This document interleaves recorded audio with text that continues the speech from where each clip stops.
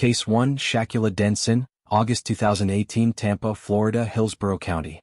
There are moments in true crime investigation that stop even the most seasoned law enforcement professionals in their tracks. Moments that silence a room.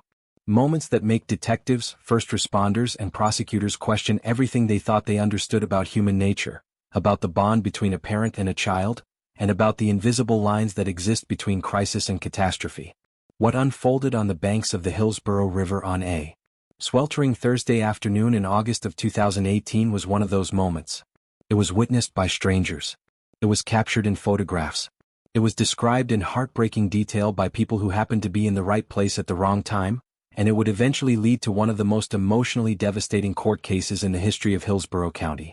The story begins not at the river, but in a modest apartment complex on the east side of Tampa, where 26-year-old Shakula Denson lived with her 4-year-old daughter, Jara Daniels. By all accounts, from people who knew her, Denson had been raising Jara largely on her own. The little girl was described by family members as sweet, energetic, and full of life. Jara had been diagnosed as being on the autism spectrum and was nonverbal, meaning she communicated not through words, but through expressions, gestures, and the kind of unspoken language that exists between a parent and a child who have spent years together learning each other's rhythms. Jahara had been enrolled in a specialized school. She was making progress. Her world, by all indications, was small but full. 2 days before the events of August 2, 2018, a child protection investigation involving the family had officially been closed. Case workers from the Hillsborough County Sheriff's Office reviewed the situation and found in their professional judgment at the time, no indicators of maltreatment, abuse, or neglect. Jara had been seen. The apartment had been assessed. The investigation had wrapped up with what appeared to be a routine closure. It is a detail that would later haunt the case and fuel conversations across the state of Florida about the gaps that can exist between what a welfare check reveals and what it cannot. On the afternoon of August 2, 2018, a neighbor at the Silver Oaks Apartments on the east side of Tampa spotted Jara playing outside barefoot in the heat of the afternoon. The little girl appeared to be fine, normal, playing the way children play when the world is still a safe and ordinary place. It was one of the last normal moments of her life. What happened next unfolded over the course of a few devastating hours that witnesses would spend years trying to process. According to Tampa, Shakula Denson left the apartment with her daughter and made her way to a nearby automotive repair shop on North 40th Street, just half a mile from their home. There. Investigators say she forcefully placed Jara into a vehicle that did not belong to her. A witness who attempted to intervene was slightly struck by the car as Denson drove away. Law enforcement would later classify the vehicle as stolen. The charge of grand theft auto would eventually be added to the list of offenses Denson faced. Denson drove to Rome Avenue just north of Elon Street and parked from there. According to multiple eyewitness accounts gathered by Tampa Police Chief Brian Dugan during a press conference held hours after the incident, what happened next was witnessed by bystanders who happened to be near the riverbank. Witnesses described seeing Denson drag Jara from the vehicle and across the pavement and grass toward the water's edge. The little girl, who could not speak, was described as screaming and thrashing. She was fighting. She did not want to go near the water. And yet she was carried forward, held close to her mother's chest as the two of them entered the Hillsborough River. Witnesses stood in disbelief. Some reached for phones, some called out, some simply froze. The way people freeze when they witness something so far outside the boundaries of ordinary reality that the brain struggles to categorize it in real time. What they described seeing was a woman wading deeper and deeper into the river, holding a small child against her body, both of them screaming. The water climbed past the waist, past the chest. When the dark water reached the level of Denson's shoulders, she let go. She turned around and waded back to shore. Alone, Jara Daniels, 4 years old, nonverbal, autistic, and entirely unable to save herself, was left behind in the current. Tampa police dive teams were in the water within minutes. Approximately 4:16 in the afternoon, rescue divers entered the Hillsborough River. Within a short time they located Jara approximately 75 feet offshore, submerged and unresponsive. She was rushed to St. Joseph's Hospital, where at 4:49 that same afternoon she was pronounced gone. Doctors indicated the cause was consistent with drowning, pending the official determination from the medical examiner. Shakula Denson was taken into custody near the riverbank. She was initially charged with first-degree murder, aggravated child abuse, and grand theft of a motor vehicle. Tampa Police Chief Brian Dugan addressed reporters that evening, describing the scene as one of the most difficult situations his officers had encountered. He said there were more questions than answers. He was right. The community of Tampa, which had watched the story unfold through news alerts and social media posts, was collectively trying to make sense of something that seemed to resist all sense. In the weeks and months that followed, the case took a significant legal turn. In December of 2018, Shakila Denson was declared incompetent to stand trial.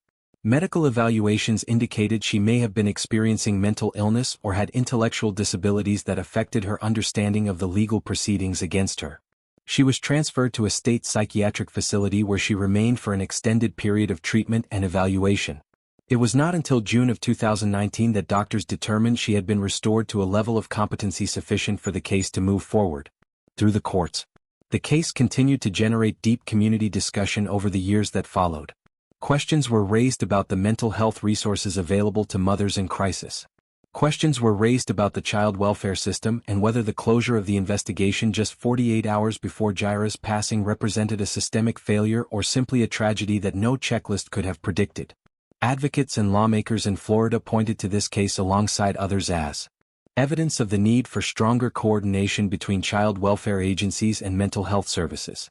Defense attorneys in the case announced their intention to argue that Denson had been legally insane at the time of the incident. That whatever happened on the banks of the Hillsborough River was not the act of a calculating or intentional individual, but rather the catastrophic unraveling of someone in the grip of a mental health crisis so severe it obliterated her capacity to protect the child she had raised for 4 years. The legal arguments were complex and the case moved through the court slowly, delayed by evaluations, hearings, and the logistical challenges of a case that involved multiple witnesses, forensic evidence, and competing narratives about Denson's state of mind. Meanwhile, Jaira's family was living through a grief that had no clean resolution. Her father established a GoFundMe page in the days after her passing. Family members spoke to reporters about the little girl they had known, the child, who could not speak, but who communicated volumes through the way she moved through the world. Denson's cousin, speaking to reporters in the aftermath, pushed back against the framing of Denson as a monster. He described a woman who had genuinely loved her daughter, who had gotten her into a school, who had been raising her with limited support. He said no one who knew her could explain what had happened. That incomprehension, that complete inability to reconcile the Shakila Denson who had cared for Yora with the Shah Denson who walked into the river became one of the defining emotional notes of the entire case. In May of 2022, after years of legal proceedings, Shakila Denson entered a courtroom in Tampa and pleaded guilty to a reduced charge of second-degree murder in the passing of Jaira Daniels. She also admitted to aggravated child abuse and the grand theft of the vehicle. Under the terms of an agreement with state prosecutors, she was sentenced to 20 years in prison to be followed by 10 years of supervised probation. She would have been 26 years old when she entered the system. She was 29 when she accepted the sentence. The case of Jaira Daniels is one that child safety professionals continue to reference in training and policy discussions. It is a case that raises questions about how the system responds to parents in mental health crisis and about how communities can better identify and support individuals before a tragedy occurs rather than after. Organizations like the Crisis Center of Tampa Bay continue to provide resources for parents in distress.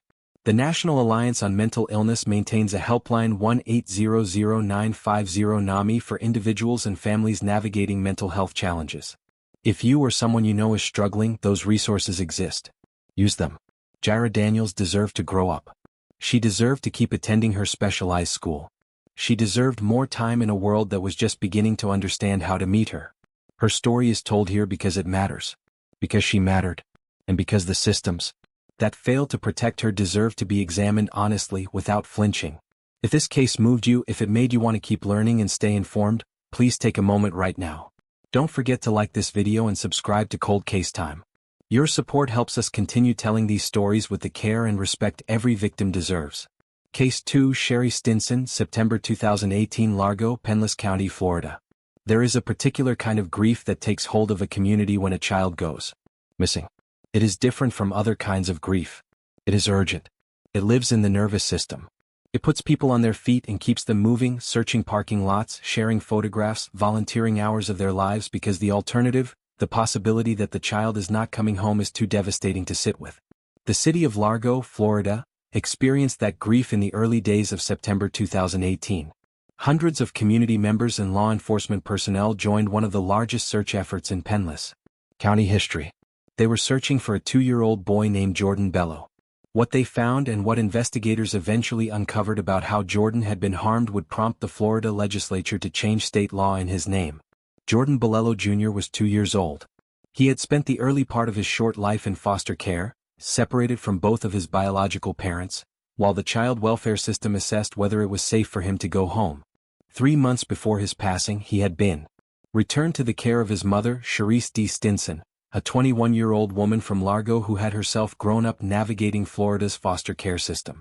The parallels in their histories, mother and son both shaped by the same system that was supposed to protect them, would become one of the most painful threads running through the story of what happened to Jordan.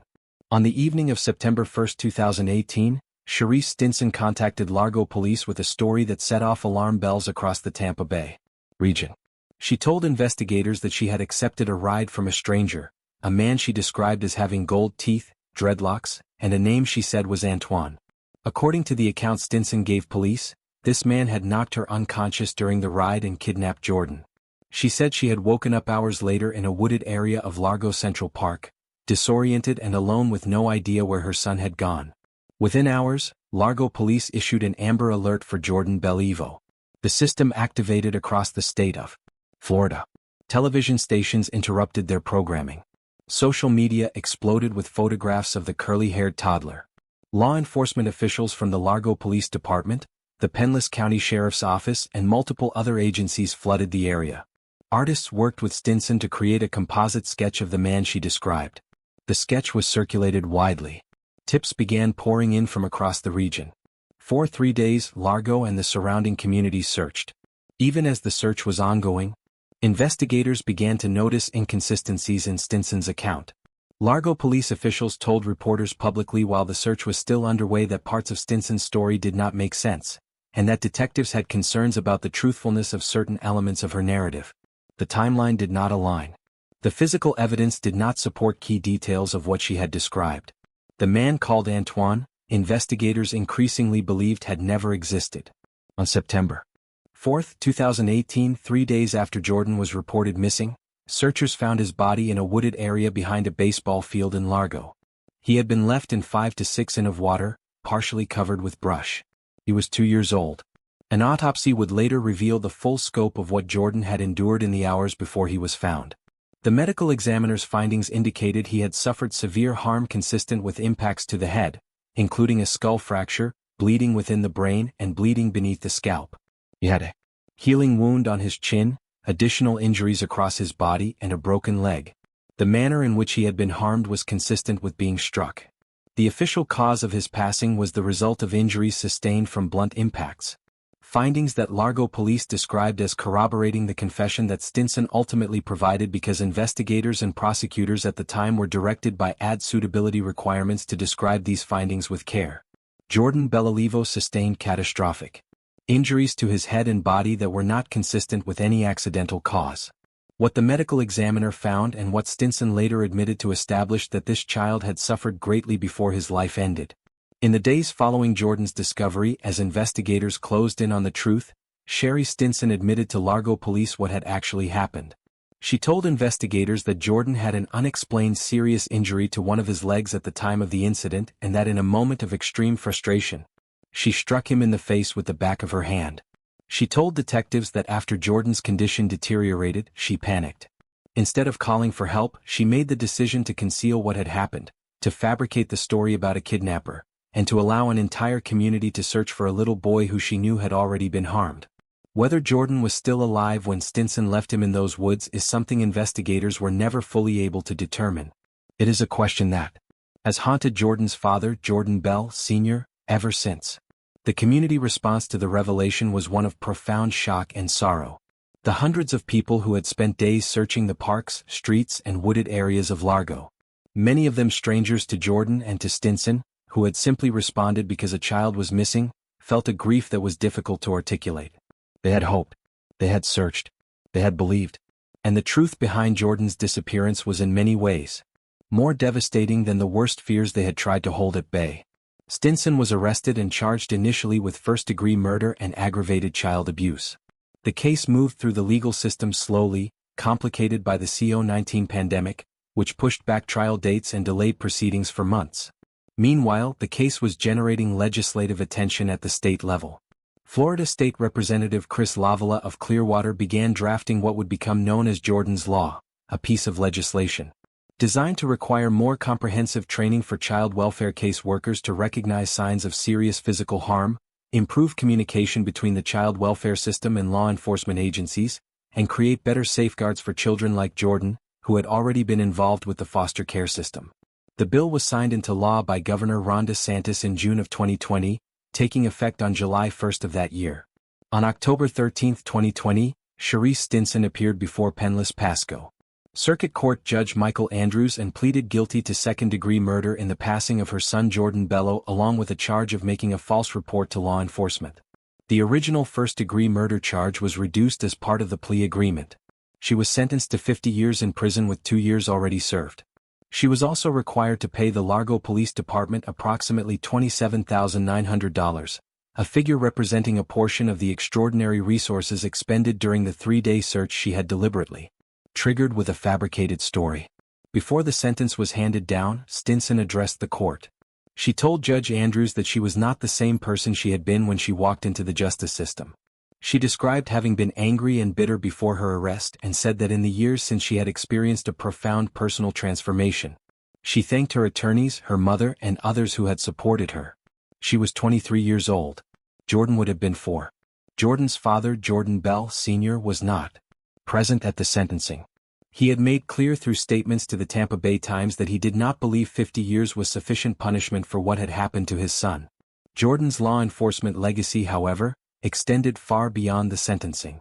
Jordan's Law has been cited as one of the most significant child welfare reforms in recent Florida history, with advocates noting that it has the potential to prevent future tragedies by ensuring that the professionals charged with protecting children are better equipped to recognize warning signs before they become irreversible.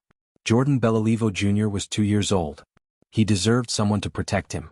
His law ensures that more people in Florida are trained to do exactly that. If the story of Jordan Bell moves you, if it makes you want to be the kind of person who pays attention, who asks questions, who advocates for the children in your community, then please take a moment and don't forget to like this video and subscribe to Cold Case Time. These stories exist so that children like Jordan are never forgotten. Case 3 Brianna Moore. April 2024. University of Tampa, Tampa, Florida. On a warm spring morning in April of 2024, employees at the University of Tampa received an alert about a possible medical emergency in one of the dormitories on campus. It appeared at first to be a private health matter. A student in distress. The kind of situation that campus wellness personnel handle with discretion and care, connecting students to medical and emotional support resources and treating the situation with the sensitivity it deserves. What investigators discovered over the course of the next 24 hours, however, was not a medical emergency in any ordinary sense. It was the beginning of one of the most painful and legally complex criminal cases to emerge from a Florida college campus in recent memory. Brianna Moore was 19 years old and a first-year student at the University of Tampa in April of 2024. She was, by the accounts of those who knew her, a young woman without a criminal history, regarded positively by her peers and without any outward indication that she was navigating a private crisis of profound magnitude. She lived in a dormitory with roommates who shared the common spaces and rhythms of college life. The kind of proximity that makes it genuinely difficult to hide something major. And yet, according to investigators, something major had been hidden. On the evening of April 27, 2024, Brianna Moore's roommates heard what they later described to campus security as the sound of a baby crying, coming from the direction of their shared bathroom. When they investigated, they found blood inside the bathroom. They immediately contacted campus police. An ambulance was dispatched to check on Moore. When officers spoke with her, Moore denied being pregnant. She told them the blood in the bathroom was from her menstrual cycle. Officers noted what she told them. No newborn was found at that time. The ambulance left. The following morning, April 28, Moore's roommates found a bloody towel inside her trash bin. They contacted authorities again. This time, when officers searched the room and the trash container, they found what no one had expected to find. Wrapped inside that towel, completely concealed, was a newborn baby girl. She was not breathing. She was gone. An investigation was launched immediately. Campus safety personnel, Tampa police, and eventually the United States Marshals Task Force all became involved in what rapidly evolved from a campus welfare call into a homicide investigation. Moore initially confirmed to officers that she had given birth to the baby in the bathroom. She stated that she had held the infant tightly after the birth. Investigators would later note that in conversations with Moore, she described the experience of giving birth and the moments that followed in terms that raised serious questions about what had occurred during those critical minutes. An autopsy was conducted on the infant girl. The medical examiner's findings were devastating. The baby had sustained multiple fractured ribs along her spine, and her lungs showed evidence of hemorrhaging. The official cause of the infant's passing was listed as asphyxia due to compression of the torso. The manner of passing was ruled a homicide. The findings indicated that this baby girl had been born alive, that she had breathed, that she had, in the briefest and most fragile of ways, begun to exist in the world. Brianna Moore left Tampa shortly after the discovery. She made her way out of Florida entirely, eventually arriving in Quitman, Mississippi in Lauderdale County. October 18, 2024, nearly 6 months after the infant was found on the University of Tampa campus, the United States Marshals Task Force located Moore in Mississippi and placed her under arrest. She was transported back to Florida and booked into Hillsborough County Jail facing charges of aggravated manslaughter of a child, child neglect with great bodily harm, failure to report a passing, and unlawful storage of human remains. In November of 2024, Moore entered a written plea of not guilty and was arraigned in a Tampa courtroom. The case drew significant national and international media attention, appearing in outlets including People magazine, and generating extensive discussion on social media platforms, including Reddit and TikTok, where debates erupted about cryptic pregnancy, safe haven laws, mental health resources for young women, and the legal and moral dimensions of what Moore was accused of doing. The defense strategy that emerged in the months following Moore's arrest centered on the concept of cryptic pregnancy, a phenomenon in which a pregnant person remains genuinely unaware of or in a profound state of denial about their pregnancy until very late in gestation or even until labor itself. A forensic psychologist retained by the defense concluded that Moore had likely been in a state of unawareness or denial about her pregnancy and had acted in a condition of shock and panic rather than with deliberate criminal intent. The defense argued that the manner in which Moore cared for the infant or failed to should be understood through the lens of psychological crisis rather than premeditation. Prosecutors took a different view entirely. Court documents released during pretrial proceedings revealed that Moore had allegedly exchanged text messages in September of 2023, months before the birth, in which she made deeply troubling statements about what she would do if she had an unwanted pregnancy. Prosecutors argued these messages, if admitted as evidence, would establish that Moore's actions were not spontaneous acts of panic, but reflected a premeditated mindset. Judge presiding over pretrial hearings ultimately ruled in early 2026 that those messages could not be presented to a jury, finding that they did not demonstrate a specific plan or intent relative to this particular pregnancy. The trial of Brianna Moore was scheduled for July of 2025, but was postponed. As of early 2026, proceedings were ongoing with the case expected to hinge significantly on competing expert testimony about Moore's psychological state and the medical findings regarding the infant's cause of passing. State Attorney Susie Lopez, who oversaw the prosecution, made her position clear in a statement that circulated widely after Moore's arrest. The baby girl could have survived if Moore had simply asked for help. Florida had, as of July of 2024, expanded its safe haven law, a law designed to allow parents facing impossible circumstances to surrender an unharmed newborn of up to 30 days old anonymously at any fire station, hospital, or EMS station with no questions asked and no legal consequences. The law exists precisely for moments like the one Moore reportedly found herself in. The baby girl could have been placed in one of those locations. She could have been held by someone who wanted her. She could have had a life. Instead, she was wrapped in a towel and placed in a trash bin. She was 7 months old in legal proceedings as of 2025. She never had a name announced publicly. She existed in the world for minutes and the world is still accounting for what happened to her. For any young person, any student currently facing a crisis pregnancy in silence, please know that help exists. The National Safe Haven Alliance hotline can be reached by calling 888-510-2229. The Crisis Center of Tampa Bay operates a 24-hour helpline by dialing 211. You are not alone. There are people who will help you without judgment. If this case made you think, made you want to be part of a community that takes these stories seriously, please take a moment right now. Don't forget to like this video and subscribe to Cold Case Time. Case 4 and May DeMagillo, March 2026. Palm Coast, Flagler County, Florida. There are cases in true crime investigation that arrive with a kind of quiet, ordinary beginning that makes what follows all the more jarring. A welfare check, a concerned friend, a phone call to a sheriff's office in a coastal Florida county on an otherwise unremarkable morning. That is how the story of May DeMagillo entered the public record.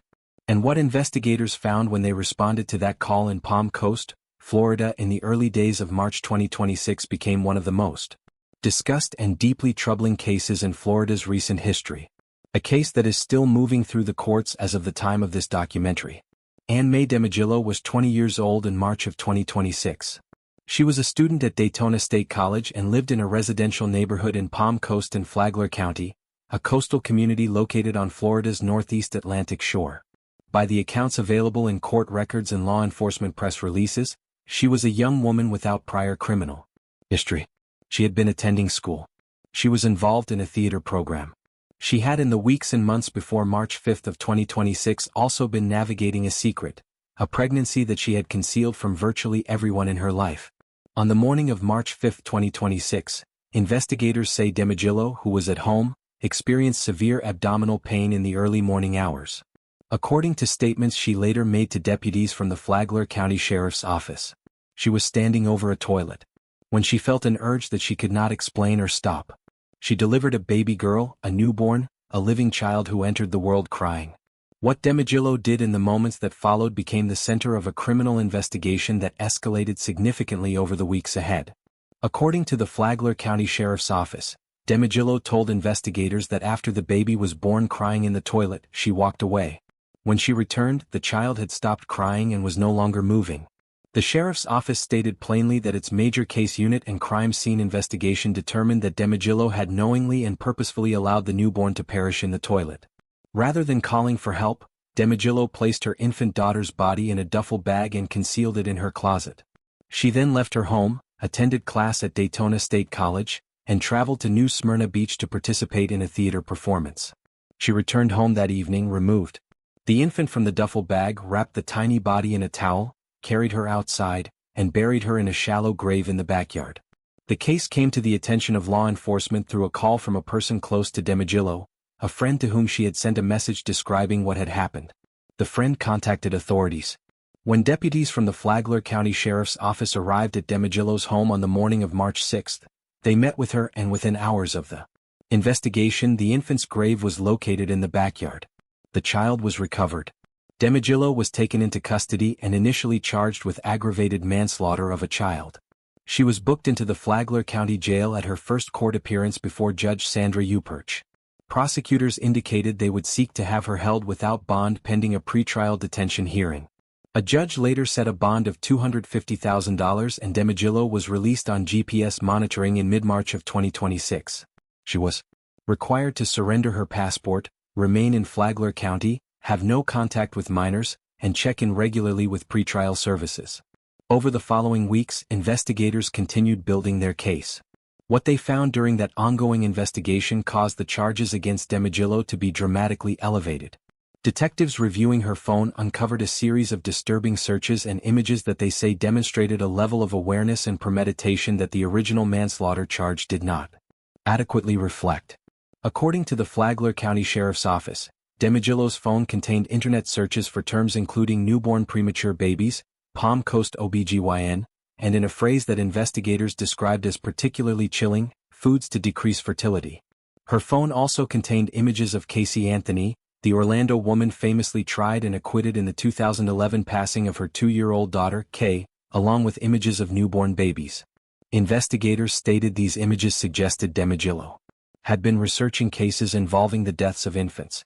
Perhaps most significantly, Flagler County Sheriff Rick Staley stated publicly that DeMagillo had told investigators during questioning that she had been hoping the baby would hurry up and pass away. That statement, according to the sheriff, changed everything about how the case was understood. On April 7, 2026 in May, DeMagillo was indicted by a grand jury on charges of first-degree premeditated murder, aggravated child abuse, and failure to report a passing with intent to conceal. She surrendered herself to the Flagler County Jail the following day. She was ordered held without bond on the murder charge. Her attorney, Michael Paulides, indicated he would seek to reinstate her previous bond. The case was set for an arraignment hearing on the new charges in late April of 2026. If convicted on the first-degree murder charge, DeMagillo faces up to life in prison. The community of Palm Coast and Flagler County reacted to the case with a wave of grief and disbelief that in many ways mirrored the broader Florida public response. Flagler County Sheriff Rick Staley used the case as an opportunity to remind residents publicly about Florida's safe haven law and about the safe haven baby box that had been installed at Fire Station 25 in Palm Coast. A secure climate-controlled box activated in September of 2025. Designed to allow a parent in crisis to anonymously surrender an unharmed newborn with no face-to-face interaction required and no legal consequences. That resource had existed in Palm Coast for less than 6 months when DeMagillo gave birth on March 5, 2026. The infant girl whose life began and ended in a bathroom in Palm Coast on that March morning was never publicly given a name. She had cried when she was born, investigators noted. She had been alive. She had briefly, in the most fragile way imaginable, been present in the world. Her passing and the legal proceedings that followed have renewed conversations across Florida about what support systems exist for young women facing crisis pregnancies and what happens when those systems are not accessed. The National Safe Haven Alliance hotline 888-510-2229 exists for exactly these situations. Fire stations across Florida will accept a newborn. No questions asked, no legal consequences, no names required. Life does not have to end in a backyard. If the story of this unnamed infant girl and the accountability being sought in the courts of Flagler County matters to you, please take a moment right now and don't forget to like this video and subscribe to Cold Case Time. Children deserve to be remembered. Case 5, Alexis Hardacre, September 2024. Brandon, Hillsborough County, Florida. On September 15, 2024, deputies from the Hillsborough County Sheriff's Office responded to Brandon Regional Hospital following a call regarding an infant who had been brought in with multiple injuries. It was a call that on the surface resembled any number of child welfare responses, a young child presenting at an emergency room with visible harm, the kind of situation that trained medical personnel in law enforcement are required to investigate immediately and thoroughly. What investigators uncovered in the hours and days that followed and what the child's own mother eventually admitted to left Hillsborough County Sheriff Chad Chronister describing the case as gut-wrenching. His words not embellishment, but the genuine response of a law enforcement leader confronting what one human being had done to someone who could not defend themselves. The child at the center of this case was 18 months old, a toddler. A child barely old enough to form words, barely old enough to understand the world around them, entirely dependent on the adults in their life for safety, nourishment, and care. When hospital staff examined the infant upon arrival at Brandon Regional Hospital, they documented injuries that included wounds on the face, neck, and arm, along with bruising behind the ear and on the right thigh. These were not injuries consistent with ordinary childhood accidents. They were injuries that raised immediate red flags and triggered the mandatory reporting protocols that Florida law requires medical professionals to follow when they encounter a child they believe has been subjected to harm. Investigators from the Hillsborough County Sheriff's Office opened a formal investigation and began building a picture of what had occurred. Through that investigative process, detectives determined that the child's mother, 27-year-old Alexis Hardacre, had on multiple occasions subjected the infant to serious physical harm. According to the HCSO press release and statements made by Sheriff Chronister, Hardacre had repeatedly slammed the baby into a crib and had also restrained the child using excessive force on more than one occasion. These were not isolated incidents. They were a pattern. When investigators confronted Hardacre about what had happened to her son, she admitted to causing the injuries. She told deputies that she had lost patience with the baby during a nap routine. The child had refused to sleep during nap time, and Hardacre told detectives that her frustration had overflowed into violence. Let that detail settle for a moment. An 18-month-old who would not sleep during nap time. A child behaving in a manner so ordinary, so completely within the range of normal toddler behavior that it requires no explanation to any parent who has navigated the exhausting rhythms of early childhood. An 18-month-old who did not want a nap, and the response that followed left that child in an emergency room with injuries spread across his face, neck, arms, and legs. Alexis Hardacre was arrested on November 18, 2024. Approximately 2 months after the initial emergency room report, she was charged with 1 count of child abuse. The 2-month gap between the hospital visit and the arrest reflects the time required for the investigative process to fully document the injuries, gather testimony, and build the evidentiary record that would support the charge. Sheriff Chronister, in his public statement regarding the arrest, did not use language calculated for media attention. He said the case was gut-wrenching. He said, "No child should ever endure the pain and suffering inflicted on this innocent baby." He pledged on behalf of the Hillsborough County Sheriff's Office that the most vulnerable members of the community would always be protected and that those who harm them would be held accountable. These are words that sound like standard law enforcement statements. But in the context of this case, in the context of what was done to an 18-month-old child because he would not sleep, they carry a weight that is difficult to overstate. The case of Alexis Hardacre sits within a broader pattern of cases that child welfare professionals and pediatric medical experts describe as one of the most common and most underreported forms of harm against young children. Abuse rooted in caregiver frustration. The phenomenon of a parent or caregiver losing control during moments of stress, during sleep deprivation, during a child's persistent crying, during the repetitive and exhausting demands of caring for a very young child, is well documented in the research literature. It is one of the primary areas of focus for parent support programs, home visiting initiatives, and early intervention services across the state of Florida and the country. The Florida Department of Children and Families operates a child abuse hotline at 1-800-9622873. It is a resource that exists for anyone, a neighbor, a teacher, a family member, or anyone who witnesses or suspects that a child is being subjected to harm. It is also a resource for parents who feel themselves reaching their limit, who recognize that they need help before something happens that cannot be undone. Alexis Hardacre's case was still moving through the Hillsborough County court system at the time of this documentary. The child she harmed survived. He is receiving care. His path forward and hers will be shaped by the proceedings still to come. The story of this 18-month-old boy is told here because every child who survives abuse deserves to have their experience acknowledged. Because accountability matters. Because the systems designed to protect children only work when they are used, and when the people responsible for harm are held responsible in full. Please take a moment to support this channel. Don't forget to like this video and subscribe to Cold Case Time. Every view, every subscriber helps us continue bringing these important stories to you. Case 6, Karen Parrish, February 2024. Seffner, Hillsborough County, Florida. Sometimes the most revealing moment in a criminal investigation is not a piece of forensic evidence, not a witness statement, and not a confession obtained in a police interview room. Sometimes the most revealing moment is captured on video recorded by the very person whose conduct is under scrutiny and stored on a personal device that investigators later obtain. In the case of Karen Parrish of Seffner, Florida, that moment, several of those moments were sitting on her phone when law enforcement arrived at her door on the morning of February 20, 2024.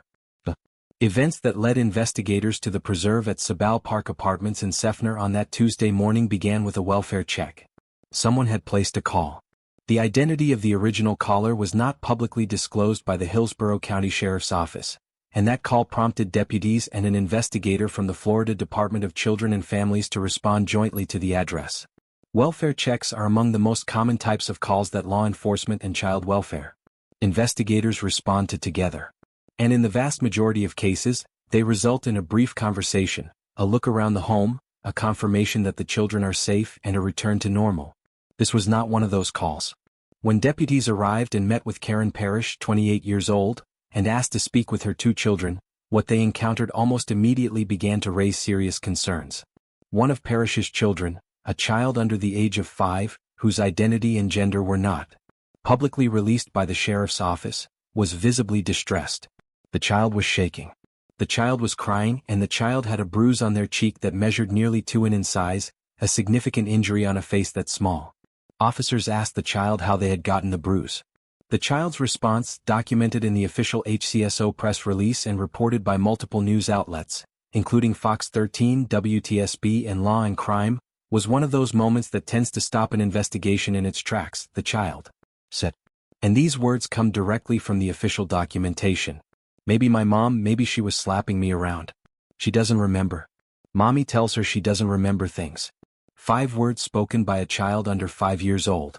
A child coached, it appeared, to deny their own memory of what had been done to them. A child who, in spite of that coaching, still managed to describe what had happened.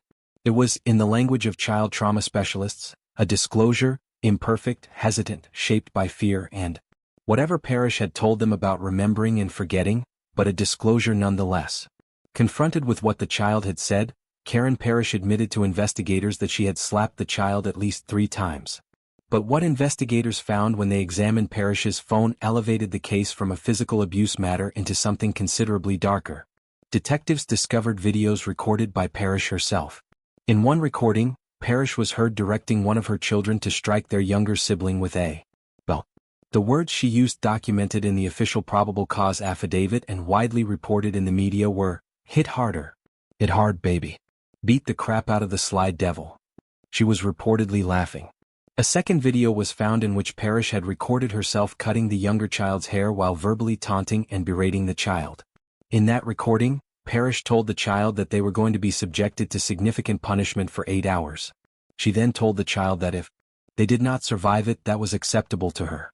These were not momentary lapses. These were documented, deliberate acts of cruelty recorded by the perpetrator herself, stored on her own phone, and ultimately handed to investigators by circumstances she had not anticipated. They represent a level of calculated harm against a child so young that they could not fully articulate or understand what was being done to them. Karen Parrish was arrested and charged with 1 count of felony child abuse. She was transported to Orient Road Jail without incident. Her 2 children were removed from the home by the Department of Children and Families and placed in the care of a relative. Hillsborough County Circuit Court Judge Catherine M. Catlin subsequently ordered that if Parrish were to be released on bond, she was to have no contact with the child who was the subject of the investigation, nor with any other minor, including her own children. Sheriff Chad Chronister in his public statement on the case described it as absolutely gut-wrenching and incomprehensible. He said his heart ached for the 2 young and innocent children at the center of the case. He pledged that his team would not rest until all children in the community were safe. The Karen Parrish case illustrates something that child welfare professionals describe with urgency. That the most dangerous abuse is often the abuse that occurs behind closed doors in private with a deliberate effort on the part of the perpetrator to normalize it for the victim. When a parent tells a child to forget what happened to say they don't remember, they are not just trying to avoid detection. They are attempting to rewrite the child's understanding of their own reality. Experts who work with childhood trauma describe this as one of the most insidious and lasting forms of harm. Not just the physical injury, but the systematic dismantling of a child's ability to trust their own perceptions and experiences. The children who were inside that Seffner apartment are now in the care of a relative. They survived. They have the opportunity to heal with appropriate support and intervention. The research tells us that children who have experienced early trauma can develop genuine resilience. Organizations like the Florida Coalition Against Domestic Violence and the EARD Connects Child Welfare Agency serve families across the Tampa Bay region and can provide referrals to trauma-informed therapeutic care for children who have experienced abuse. Karen Parrish's case was working through the Hillsborough County court system at the time of this documentary. Accountability for the children whose voices were captured on those videos is still unfolding, but the cameras were rolling when they should not have been. And in the end they told the truth. Please support the mission of this channel. Don't forget to like this video and subscribe to Cold Case Time. Staying informed and sharing these stories helps protect children and communities everywhere. Case 7. Rebecca Guzage Johnston, May 2023, Tampa, Hillsborough County, Florida. There is a question that hangs over every child welfare case involving a very young child who loses their life in the care of the person responsible for protecting them. It is not a comfortable question and it does not have a simple answer. It is this. At what point does neglect become something more? At what point does the failure to provide care, the failure to seek help, the failure to call for assistance when a child is suffering cross a legal and moral line into something that the justice system recognizes as the most serious possible offense? In May of 2023, that question was at the center of one of the most disturbing cases the Hillsborough County Sheriff's Office had investigated in years. And the answer when it came arrived in the form of a first-degree murder charge leveled against a 24-year-old woman named Rebecca Louise Gus Johnston. The case began on the night of May 19, 2023 when a concerned family member of a young child placed a call to the Hillsborough County Sheriff's Office. The call reported a child in distress. Deputies responded to a location along U.S. Highway 301 near Rollers Ranch Road in Tampa. A white and 1011992 mobile RV parked on a truck lot. When they arrived, they found a 2-year-old child. The toddler was no longer breathing. He was pronounced gone at the scene. An investigation was opened immediately. Gus Johnston, who was the child's caretaker and the person who had been responsible for him during the period in question, was interviewed by detectives.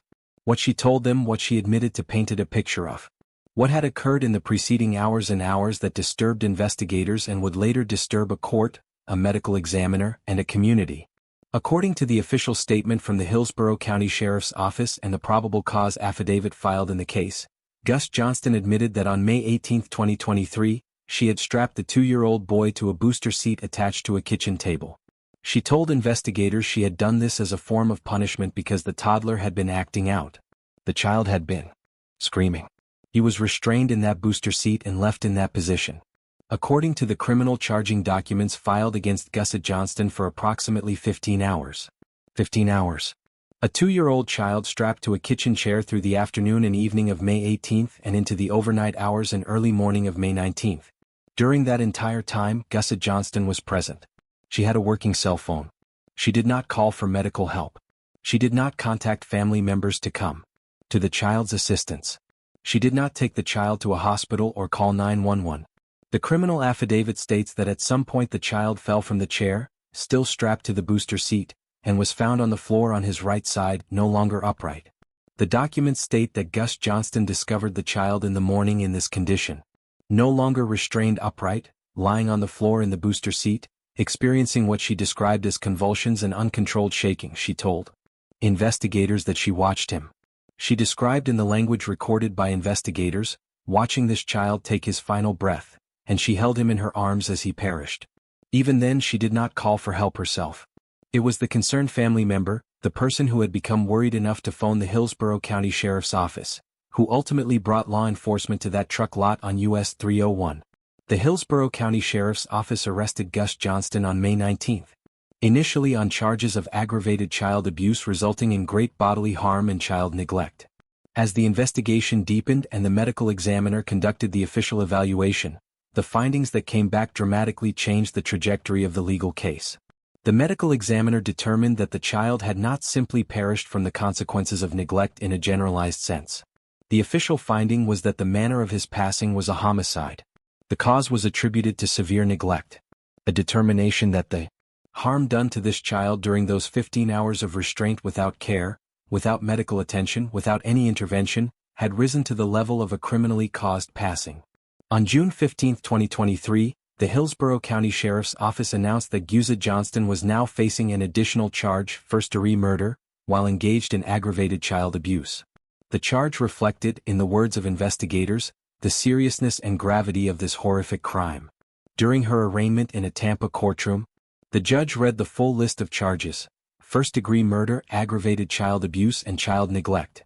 Gus Johnston's attorney entered a plea of not guilty on her behalf. The case of Rebecca Gus Johnston is one that prompts some of the most difficult conversations that child welfare professionals, pediatricians, legal scholars, and ordinary citizens find themselves having.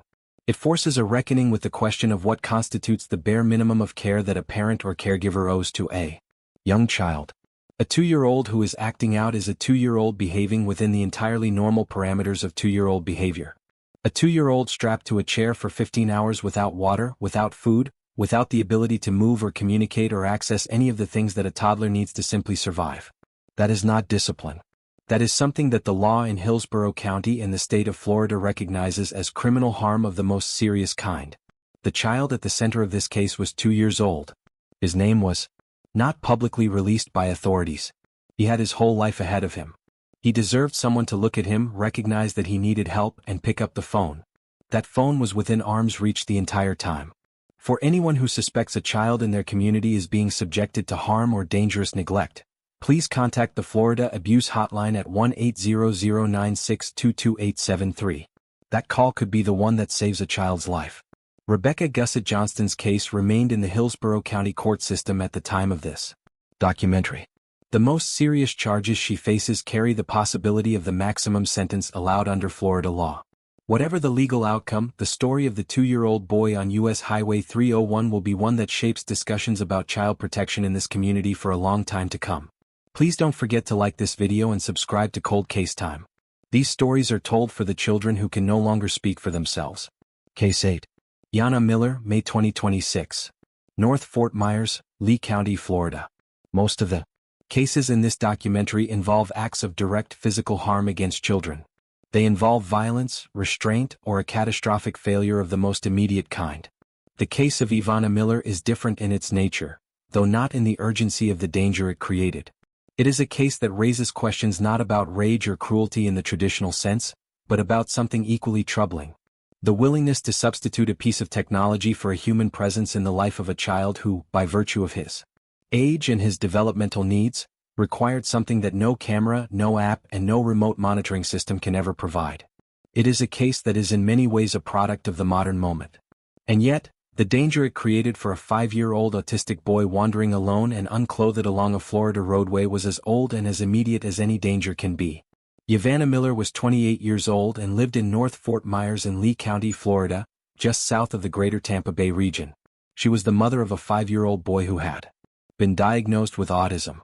Nonverbal or minimally verbal children with autism have specific and significant safety vulnerabilities that are well established in the medical and child development literature. They may not understand traffic, may wander without any awareness of danger, may be unable to communicate their needs or their distress to strangers, and may be entirely incapable of returning home or seeking help on their own. Organizations that work with families of autistic children routinely emphasize the critical importance of secure environments and consistent adult supervision as non-negotiable elements of keeping these children safe. On the day in question in May of 2026, the precise date was reported as a Wednesday by Lee County Sheriff's Office news releases. Neighbors on Catarina Court in North Fort Myers contacted the Lee County Sheriff's Office after they spotted a young child sitting near the roadway. The child was unclothed. The child was alone. There were no adults in sight. Deputies and fire rescue personnel responded to the location and found the child exactly as described outside, without clothing, without supervision, near a public roadway in conditions of genuine danger. A welfare check of the home was conducted. No adults were found inside. Investigators noted in their official documentation of the scene that the residence had very little furniture, minimal food, and no running water. The child had been left in a home that by all accounts was not adequately provisioned for a child's basic needs and had been left entirely alone in that home for what investigators would later determine to be nearly 8 hours. Authorities identified the child's mother as I. Miller and reached out to her. When confronted by investigators, Miller acknowledged what she had done. She told detectives that she had left her son alone at the home while she worked an approximately 8-hour shift at an assisted living facility in Cape Coral. She told investigators, been monitoring him remotely using a doorbell camera that had been placed inside the residence. A doorbell camera inside a house as the sole supervisory presence for a 5-year-old nonverbal autistic child over the course of an 8-hour workday. Miller was taken into custody and transported to the Lee County Jail, where she was charged with 1 count of child neglect. The investigation was declared ongoing by the Lee County Sheriff's Office. Lee County Sheriff Carmine Marino made a public statement about the case in which he described the child as having been found sitting outside alone near the roadway, completely unsupervised. He said the swift response from deputies and neighbors had ensured the child was now safe. He pledged that his office would always fight to protect those who cannot protect themselves. The body camera footage from the deputies who responded to the call captured one of those moments that has a way of cutting through the detachment that law enforcement personnel train themselves to maintain. A deputy can be heard on the footage approaching the child gently, crouching to his level and asking, "Hi, hello. What's your name?" It is a simple question asked in a soft voice. It is the voice of a stranger doing the work that a parent should have been there to do. The case of Ivana Miller is one that child advocacy groups and autism support organizations have pointed to as an example of the particular challenges facing parents of children with significant developmental needs, especially parents who are navigating those challenges alone in economic hardship without access to adequate support services. It is also, however, a case that Lee County prosecutors determined met the legal standard for criminal child neglect. Because regardless of the circumstances that led Miller to make the decision she made, the result was a vulnerable, nonverbal 5-year-old boy alone, unclothed, and near traffic for 8 hours with no one able to check on him in any meaningful way and no capacity to call for help if something had gone wrong. If Miller's doorbell camera had stopped working, the child had wandered further than he did. If any of 100 things had gone differently on that day in North Fort Myers, this documentary might be telling a story with a far more devastating ending. It is not only because neighbors were watching and law enforcement responded quickly. For families of children with autism who are navigating child care challenges, The Autism Society of Florida provides resources and support services statewide. The Florida Department of Children and Families also offers assistance programs for families in need. No parent should be left without options. And no child should be the person who pays the price when those options are not found. Please don't forget to like this video and subscribe to Cold Case Time. Your continued support makes it possible to keep shining a light on cases like this one and on the systems that must do better for children and families in crisis. Case 9, Valessa Robinson, June 1998. Carrollwood, Tampa, Florida. Some cases leave a mark on a city that never fully fades. They become part of the local conversation about safety, about family, about the terrifying possibility that danger can exist not on the margins of a community, but at its very heart. The case of Vicki Robinson is one of those cases for Tampa, Florida. It arrived in the summer of 1998 in the quiet upscale neighborhood of Carrollwood in a home that from the outside looked like every other home on the street. And it exposed something that suburban communities across America spend enormous energy trying not to think about. That sometimes the person a parent is trying to protect their child from is standing in their own kitchen. Vicki Robinson was 49 years old in the summer of 1998. She was a real estate agent, a mother, and by all accounts, a woman who had worked hard to build a stable, comfortable life for herself and her teenage daughter in Carrollwood, a residential neighborhood in the northwestern part of Tampa, known for its tree-lined streets, good schools, and the kind of orderly, family-oriented atmosphere that people specifically seek out when they have children to raise. Vicki Robinson had a daughter named Valessa who was 15 years old, and she had in the weeks and months before June of 1998 been fighting hard for that daughter.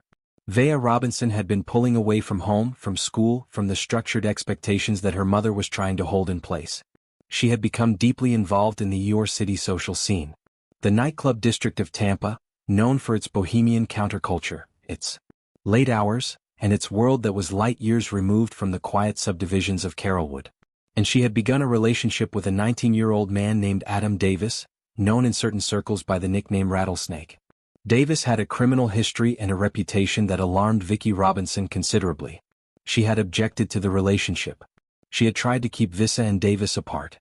According to court records and media reports from the time of the trial, Vicki Robinson had made plans to send Valessa to a Christian boarding school for troubled teenagers, a decision that had reportedly generated significant conflict between mother and daughter.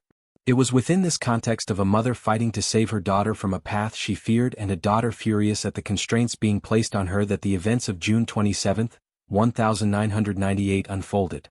That night, according to extensive court testimony and the findings of investigators from the Hillsborough County Sheriff's Office, Valessa Robinson, Adam Davis, and a third individual named John Wispel gathered together. The trio had been consuming LSD at a Denny's restaurant. The three of them made a plan. When they returned to the Robinson home in Carrollwood, what followed was an act of violence against Vicki Robinson that was both prolonged and calculated. An attempt to end her life that proceeded through multiple stages because the initial efforts failed.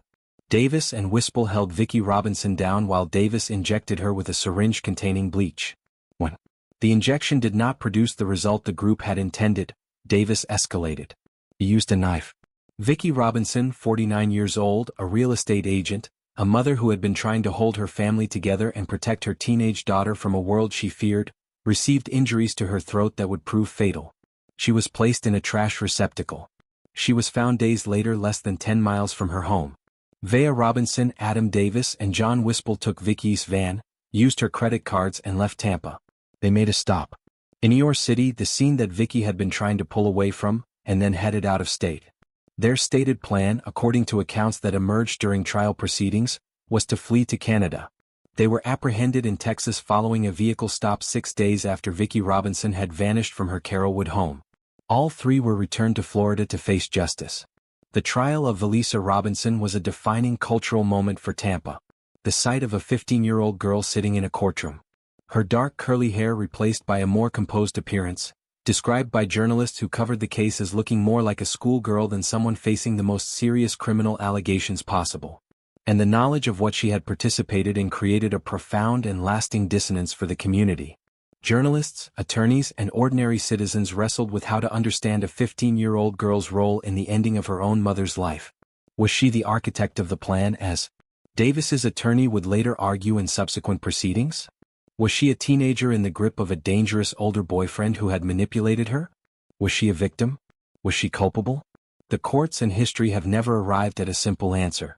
In the year 2000, a Hillsborough County judge sentenced Vanessa Robinson to 20 years in prison following her conviction on a charge of third-degree murder. The lesser charge reflected the legal determination regarding her specific role in the events and her age. At the time 15 years old. Adam Davis received the most severe sentence. He was placed on death row, a sentence that has since been subject to legal challenges under Florida's evolving laws regarding the anonymity requirement for capital punishment. John Wispel was sentenced to 25 years in prison. He was released in 2019. Vanessa Robinson served approximately 15 years of her sentence and was released in January of 2015 from Homestead Correctional Institution in Miami-Dade County. She was 30 years old. When she walked out of prison, barely recognizable from the photographs that had made her one of Tampa's most widely known faces in the late 1990s. She had entered the system as a 15-year-old girl. She left it as a woman who had spent half her life behind bars for the role she played in her mother's passing. The case of Vicki Robinson has never lost its power to unsettle. It appears in novels, in true crime retrospectives, and in academic discussions about adolescent psychology, the influence of older romantic partners on teenage decision-making, and the ways in which parental efforts to protect a child from perceived danger can, in tragic circumstances, become the very thing that sets the tragic sequence in motion. None of that analysis erases the fundamental fact at the center of the story. A 49-year-old woman who loved her daughter enough to fight for her paid for that love with her life. Vicki Robinson is remembered by those who knew her as a wonderful innocent Christian mother who was loved very much. Those words come from her friend Jim Angler, who spoke to Fox 13 Tampa Bay years after the case had passed its most intense media period. She deserved to watch her daughter grow up, to see her become someone different from the 15-year-old who had been so deeply lost that summer. She did not get that chance. Organizations like the National Domestic Violence Hotline at 1-800-799-SAFE and the National Parent Helpline at 1-855-427-2255 exist for families navigating the terrifying dynamics of a child who seems to be spiraling beyond reach. No parent should face that alone. Don't forget to like this video and subscribe to Cold Case Time. The story of Vicki Robinson is Tampa history, and it is a story that continues to remind us how fragile the world inside a family home can be. Case 10. Susan Erica Avalon. December 2025. Manatee County in Hillsborough County, Florida. Everything begins with a Panera Bread. That detail, the surveillance footage of a woman walking into a Panera Bread restaurant approximately a mile and a half from her destination, taking food from a delivery pickup shelf without paying and then carrying that food to a front door she intended to use as a ruse, is the kind of detail that investigators describe as premeditation in plain sight. It is the kind of detail that would feel almost too cinematic to be believed if it had not been captured on camera, documented in a sheriff's office press release, and confirmed by law enforcement from two separate Florida counties before the news cycle of December 17, 2025 had even ended. By the time Manatee County Sheriff Rick Wells held his press conference, one man was in a hospital fighting for his life. A second man had already been found inside a Tampa residence without any sign of life, and a 51-year-old woman named Susan Erica Avalon was being sought across 3 counties simultaneously.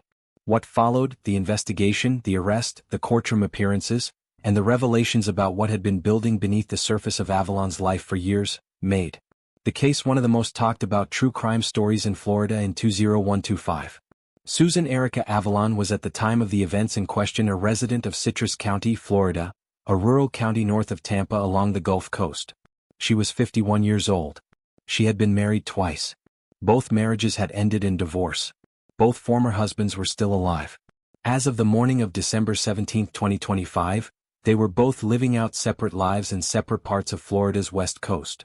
By the end of that afternoon, law enforcement says that was no longer true for either of them.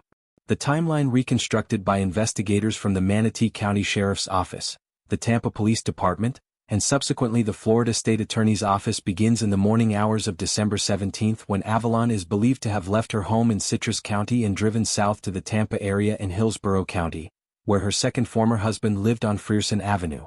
What happened at that residence during the morning or early afternoon is the subject of an ongoing investigation and prosecution. Officers conducting a welfare check at the Tampa address that evening found the man whose identity has not been publicly released under Florida's MSI law protecting victim privacy with multiple gunshot wounds inside the home. There was evidence of forced entry through a rear door. He had been there for some time from Tampa. The route investigators believe Avalon traveled took her to Manatee County to the Heritage Harbor neighborhood of Bradenton, where her first former husband, a 54-year-old man also protected under Massey law, lived with their 15-year-old daughter. Shortly before 3 o'clock in the afternoon on December 17, Manatee County Sheriff's deputies were dispatched to a shooting at a residential address. They arrived to find the man with 2 gunshot wounds to his abdomen. He was alive. He was conscious. He was able to speak. When deputies asked who might have done this to him, the wounded man offered 2 words that changed the direction of the entire investigation. Possibly my ex-wife. Investigators immediately asked for the names of any witnesses in the home. The man's 15-year-old daughter was there. She had heard the shots. She had gone to a window. She described seeing a figure in a gray sweatshirt and a mask exiting her father's home and getting into a silver Honda Odyssey minivan. She watched the vehicle leave. That vehicle, the silver minivan, became the focus of an intensive search that would end by the following day at a property in Citrus County. The man from Manatee County did not survive his wounds. He passed away at a local hospital after being transported for emergency care. His daughter's account was among the last things he heard before medical personnel took over. Detectives tracked the silver Honda Odyssey to Susan Erica Avalon's home in Citrus County. When investigators arrived and approached Avalon outside her residence, they observed her in the process of wiping down the interior of the minivan with bleach and cleaning rags. She was cleaning the vehicle when law enforcement pulled up. She appeared, by all accounts in the official reporting, neither surprised nor particularly alarmed. Investigators told her they wished to speak with her about her ex-husband. Her response, and this is documented in the official law enforcement press conference delivered by Sheriff Rick Wells, who described the moment directly, was 3 words. Which one? Those 3 words set off what investigators described as an urgent realization. Avalon had a second former husband. He lived in Tampa. Deputies from the Manatee County Sheriff's Office contacted the Tampa Police Department immediately and requested a welfare check at the Frierson Avenue address in Hillsborough County. Officers arrived and found the second man already gone. He had been there for hours. Court records reviewed by reporters from multiple news outlets, including the New York Post, NBC News, and CBS Miami, revealed that Avalon's relationship with her first former husband, the Manatee County victim, had been complicated and contentious for years. The couple had been divorced for approximately 11 years. There were long-running custody disputes. There were significant financial tensions, including an outstanding child support obligation of approximately $4,000 with a deadline in December to pay $200 or face the suspension of her driver's license. Investigators noted these details as potentially significant in terms of establishing context and motive. Avalon. Afternoon, law enforcement says that was no longer true for either of them. The timeline reconstructed by investigators from the Manatee County Sheriff's Office, the Tampa Police Department, and subsequently the Florida State Attorney's Office begins in the morning hours of December 17 when Avalon is believed to have left her home in Citrus County and driven south to the Tampa area in Hillsborough County, where her second former husband lived on Frierson Avenue. What happened at that residence during the morning or early afternoon is the subject of an ongoing investigation and prosecution. Officers conducting a welfare check at the Tampa address that evening found the man whose identity has not been publicly released under Florida's MSI law protecting victim privacy with multiple gunshot wounds inside the home. There was evidence of forced entry through a rear door. He had been there for some time from Tampa. The route investigators believe Avalon traveled took her to Manatee County to the Heritage Harbor neighborhood of Bradenton, where her first former husband, a 54-year-old man also protected under Massey law, lived with their 15-year-old daughter. Shortly before 3 o'clock in the afternoon on December 17, Manatee County Sheriff's deputies were dispatched to a shooting at a residential address. They arrived to find the man with 2 gunshot wounds to his abdomen. He was alive. He was conscious. He was able to speak. When deputies asked who might have done this to him, the wounded man offered 2 words that changed the direction of the entire investigation. Possibly my ex-wife. Investigators immediately asked for the names of any witnesses in the home. The man's 15-year-old daughter was there. She had heard the shots. She had gone to a window. She described seeing a figure in a gray sweatshirt and a mask exiting her father's home and getting into a silver Honda Odyssey minivan. She watched the vehicle leave. That vehicle, the silver minivan, became the focus of an intensive search that would end by the following day at a property in Citrus County. The man from Manatee County did not survive his wounds. He passed away at a local hospital after being transported for emergency care. His daughter's account was among the last things he heard before medical personnel took over. Detectives tracked the silver Honda Odyssey to Susan Erica Avalon's home in Citrus County. When investigators arrived and approached Avalon outside her residence, they observed her in the process of wiping down the interior of the minivan with bleach and cleaning rags. She was cleaning the vehicle when law enforcement pulled up. She appeared, by all accounts in the official reporting, neither surprised nor particularly alarmed. Investigators told her they wished to speak with her about her ex-husband. Her response, and this is documented in the official law enforcement press conference delivered by Sheriff Rick Wells, who described the moment directly, was 3 words. Which one? Those 3 words set off what investigators described as an urgent realization. Avalon had a second former husband. He lived in Tampa. Deputies from the Manatee County Sheriff's Office contacted the Tampa Police Department immediately and requested a welfare check at the Frierson Avenue address in Hillsborough County. Officers arrived and found the second man already gone. He had been there for hours. Court records reviewed by reporters from multiple news outlets, including the New York Post, NBC News and CBS Miami, revealed that Avalon's relationship with her first former husband, the Manatee County victim, had been complicated and contentious for years. The couple had been divorced for approximately 11 years. There were long-running custody disputes. There were significant financial tensions, including an outstanding child support obligation of approximately $4,000 with a deadline in December to pay $200 or face the suspension of her driver's license.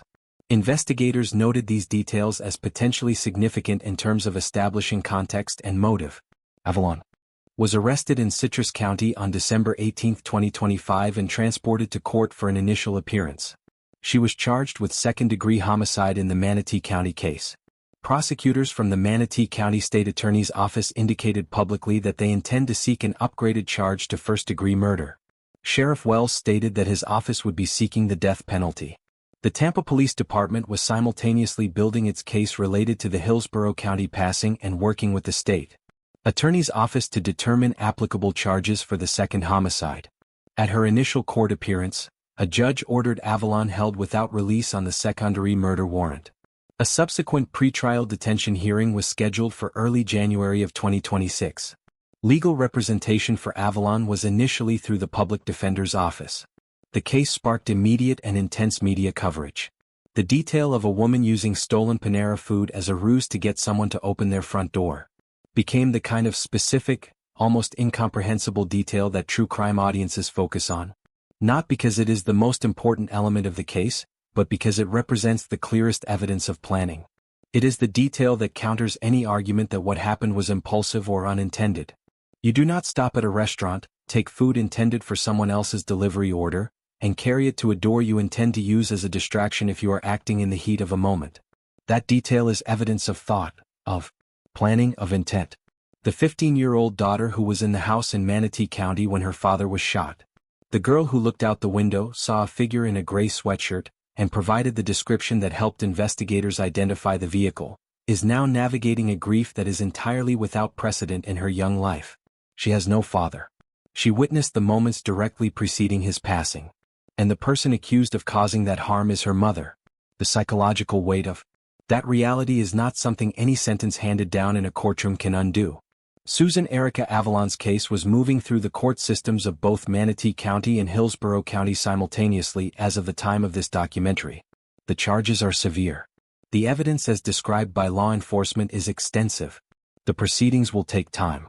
But for the families of the 2 men who did not come home from December 17, 2025, time has already done what it always does. It has continued moving forward without them. 4 individuals navigating complicated family legal disputes, custody battles, financial conflicts, co-parenting challenges. Organizations like the Florida Family Law Self-Help Center and the Peaceful Minds Counseling Service Network offer legal resources and mental health support. Violence is never the answer and help is always available. The story of Susan Erica Avalon and the events of December 17, 2025 is told here because accountability requires a public record. Because the two men whose lives ended that day deserve to have the full truth of what happened to them placed in the public conversation. And because the 15-year-old girl who lost both her father and in a very real sense, her mother on the same afternoon deserves to know that the world saw what happened. We see you. We are bearing witness. This has been the 10 most shocking Tampa mothers. A cold case time true crime documentary. Every case presented in this documentary was drawn from verified publicly reported information from law enforcement agencies, court records, and credible journalistic sources. We present these stories in the name of the victims, in the spirit of justice, and with a deep commitment to the responsible, respectful examination of cases that have shaped communities and changed laws. If you are a parent in crisis, please reach out. The Crisis Center of Tampa Bay is available 24 hours a day by dialing 211. The Child Help National Child Abuse Hotline can be reached at 1-800-422-CHILD-L. The Florida Abuse Hotline is 1-800-962-2873. You are not alone. Help is one phone call away. Thank you for watching Cold Case Time. If this documentary meant something to you, if it made you want to stay informed, to advocate for children, and to be part of a community that refuses to look away, please take this moment right now. Don't forget to like this video, leave a comment below, and hit that subscribe button for Cold Case Time. We will see you in the next.